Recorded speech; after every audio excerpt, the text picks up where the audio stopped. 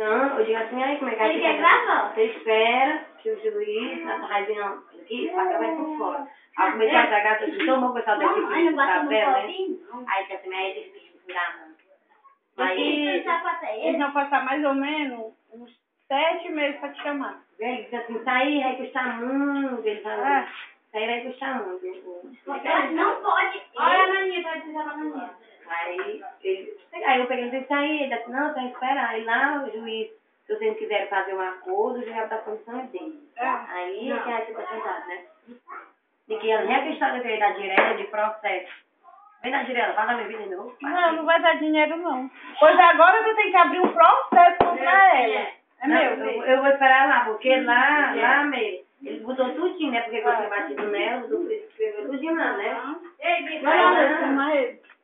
Aí como eu disse pra ele, ele disse, você tem interesse, eu tenho um próprio que eu falava de mim. Olha, tá vendo? Eu tenho um próprio